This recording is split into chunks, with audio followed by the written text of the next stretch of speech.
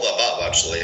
I mean, I went through a 2018 report. It's a very credible report showing the what type of damage they saw. Essentially, the water drainage of that pool deck area was not very good, and because there's no slope, and there's a lot of concrete deterioration in the structural elements also.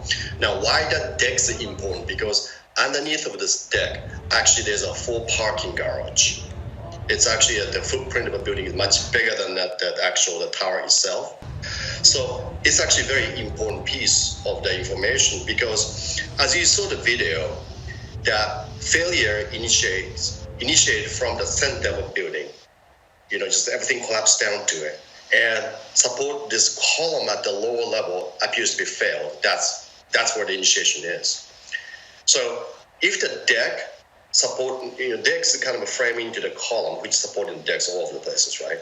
If the decks detach or fails, it's actually to create a very unstable condition.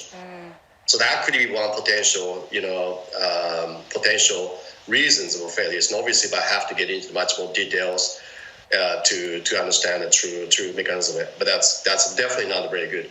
And but however, I think city and everybody reacted correctly though, because 2020, 2021, I saw the actual design plan showing that how they actually tried to remedy that condition actually. But unfortunately, that's a little bit, was too late for this particular case here. That's how I was wondering about that, because they're talking about settlement and stuff like that, right? If the settlement, you're going to see the major cracks in like the walls and columns and all that stuff. And the parking garage being used, which is the basement area. So if anything, the major settlement or failures, anyone can see that. You don't have to be an engineer to say, well, something bad thing is going on. Only things I heard is a couple residents, who heard some noises, some big noises, either same day or day before.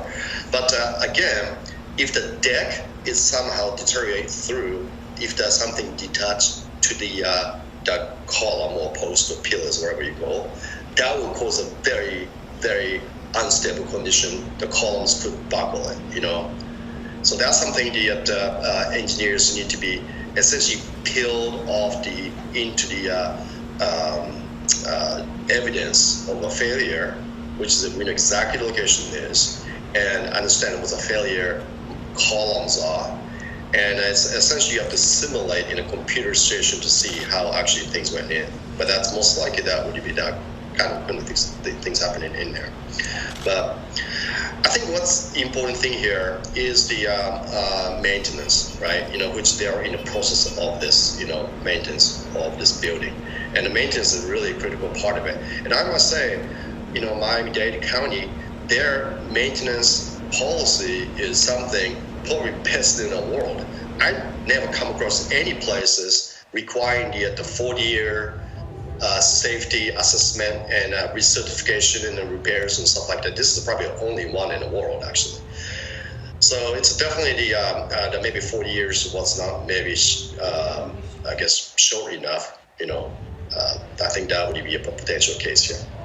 I agree completely. I'm sure that they're going to probably look the statute of 40 years to maybe a little bit shorter. Stuff like that would actually happen in it. But again, I have to emphasize that program they have is something something you don't see anywhere. Back here. Yeah. So I can see they're doing the best they could have done, I think, and they had plans to fix it, but just timing didn't quite work out.